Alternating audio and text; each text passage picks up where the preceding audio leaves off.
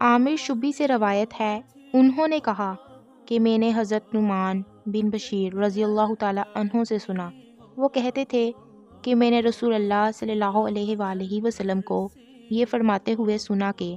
حلال ظاہر ہے اور حرام ظاہر ہے،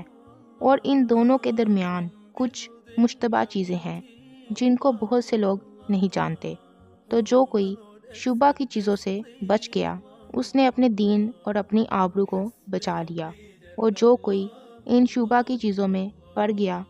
تو اس کی مثال اس چرواہے کی ہے جو بادشاہ کی